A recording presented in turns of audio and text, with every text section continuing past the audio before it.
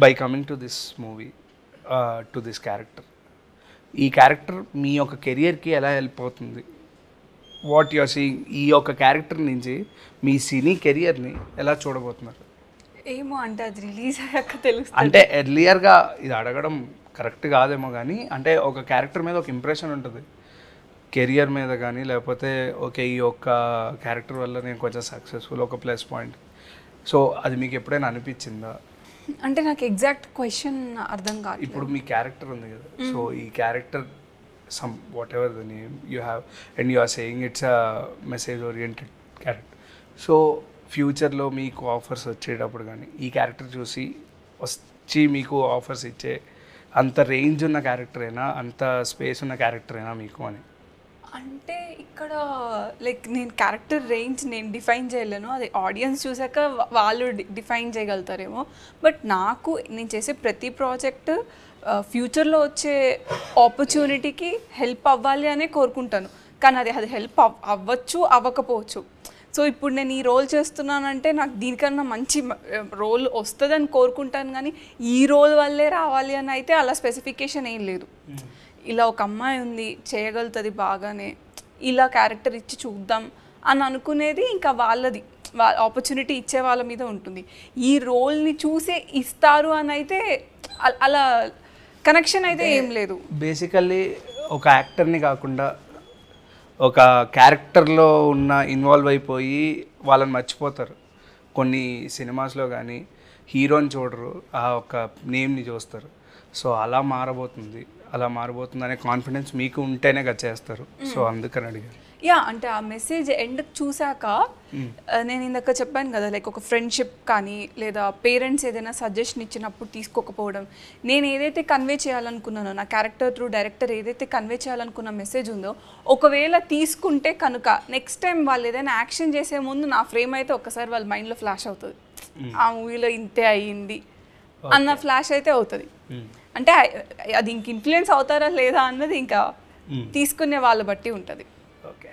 So sir మొన్న press మీట్లో producer గారు చిన్నపిల్లలు చూడొచ్చు, ఎంత అడల్ట్ రేటెడ్ అని చెప్పి వాళ్ళు ఇచ్చినా సరే చిన్నపిల్లలు చూడొచ్చు అని చెప్పారు కదా.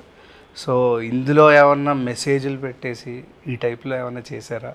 కాన్సెప్ట్ కొంచెం ఆయన చిన్నపిల్లలు అంటే ఇప్పుడు చిన్నపిల్లలు ఇన్స్పైర్ అయ్యేది మేబీ అక్కడ ఉంటే బొమ్మలకో లేకపోతే మరి చోటవి మీ టైప్ కార్టూన్స్ చూస్తారు, ఎక్కువగా చూస్తారు, ఇంట్రెస్ట్ చూస్తారు. సో వాళ్ళకి ఏమైనా ఇంట్రెస్టింగ్గా కలుగుతుందంటే పెద్దవాళ్ళు చూపించేదే అరే ఇందులో మెసేజ్ చూసి నేర్చుకో అని ఒక 8 years old 9 years old వాళ్ళకి చెప్తారు. సో ఆ టైప్ ఆఫ్లో ఏమైనా తీసుకొచ్చారా స్టోరీని? 100% ఉంటుంది.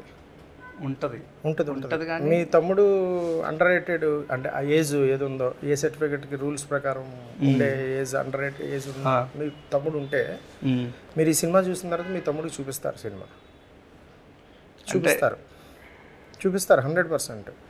మీరు మీ తమ్ముడు చూపిస్తారు, ప్రతి పేరెంట్స్ వాళ్ళ పిల్లలకి చూడమని చెప్తారు, చూపిస్తారు.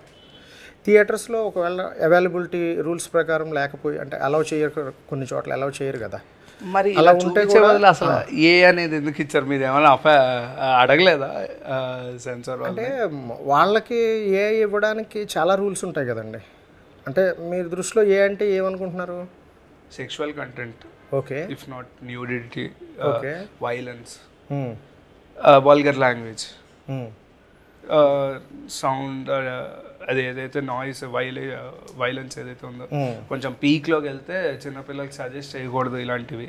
సో వాళ్ళు ఇన్ఫ్లుయెన్స్ అయ్యి మారిపోతారు, ఈ టైప్లో చెప్తూ ఉంటారు. మరి ఇదైతే అడల్ట్ ఏ సర్టిఫికేట్కి చెప్పిన ఈ మూడిట్లో ఏమన్నా, ఈ మూడిట్లకు సంబంధించి ఏమన్నా ట్రైలర్లో కానీ ఇప్పటివరకు ఉన్న ఈ సినిమా కంటెంట్లో కనిపించిందా? అంటే మరి అంతవరకు ఏం కనిపించలేదు డీప్గా.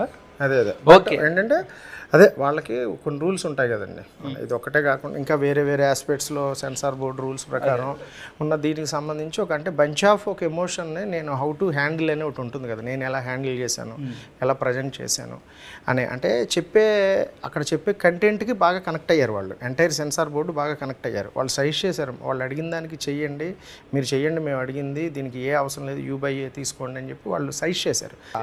వాళ్ళు ఏదైతే అడిగారో అబ్జెక్షన్ వాళ్ళు ఏదైతే కరెక్షన్ చెప్పారో అడిగారో ఆ బంచ్ ఆఫ్ ఒక ఇది నేను చేయడానికి కుదరదు, చేస్తే ఒక ఎమోషన్ పోతుంది, ఎమోషన్ డ్రాప్ అవుతుంది అని చెప్పేసి అని ఆ ఎమోషన్ వాళ్ళకి కనెక్ట్ అయింది. బట్ వాళ్ళు ఇంకేంటంటే ఇంక తప్పక ఇచ్చారు. ఇప్పుడు అందుకే నేను చేయను అన్నదాన్ని మా ప్రొడ్యూసర్ అర్థం చేసుకున్నారు. కరెక్టే, హీజ్ రైట్ అంటే ఆయనకి తెలుసు కాబట్టి, కథతో ట్రావెల్ అయ్యాడు, ఆయనకి దాంట్లో ఉన్న ఎమోషన్ ఆ పెయిన్ అది తెలుసు కాబట్టి, కథలో ఉన్నది మనం ఏం చూపిస్తున్నాం అనేది ఆయన కూడా ఓకే గో ఫర్ ఏ అని ఆయన యాక్సెప్ట్ చేశాడు వెంటనే. సో వై సత్యన్ రాజేష్ గారు ఫర్ టెనెంట్? ఆయన సత్యన్ రాజేష్ లాంటి యాక్టరు ఈ కథకి 100% హెల్ప్ అవుతారు బాగా. అంటే ఆ ఫీలు, ఆ ఎమోషన్ చూపించడానికని ఆ వేరియేషన్స్, ఆ బ్యాలెన్స్డ్గా బాగుంటుంది అని. అంటే కథే నన్ను అడిగింది. కథలోంచి నా కథ అనుకున్న తర్వాత నేను కనెక్ట్ అయ్యాను. నేను ఈయన చాయిసే సార్ లేకపోతే ఆప్షన్? Only choice. అవును. మీరు తీసుకున్న క్యారెక్టర్స్ అన్నీ చాయిసేనా? అంటే బేసిక్గా డైరెక్టర్ పాయింట్ ఆఫ్ వ్యూ రెండో ఆప్షన్కి వెళ్ళలేదు ఏ character. Director point of view ఎలాంటిదంటే అదే నాకు ఈ సీన్లో వీళ్ళు కావాలంటే వీళ్ళే కావాలని, అలాగా ఎవరికి రెండో ఆప్షన్కి వెళ్ళలేదు. నేను అనుకున్న తర్వాత ఈ క్యారెక్టర్ ఈయన, ఈ క్యారెక్టర్ ఈ యాక్ట్రెస్ ఈమె, ఈ యాక్ట్రెస్ ఈమె అనుకున్న ఈ సెకండ్ ఆప్షన్కి నేను వెళ్ళలేదు. అలాగే నాకు అందరూ దొరికారు, అలాగే సపోర్ట్ చేశారు. ప్రొడక్షన్ నుంచి కూడా కోఆపరేషన్ వచ్చింది. అంటే అదే ఆప్షన్కి వెళ్ళే అవసరం రాలేదు.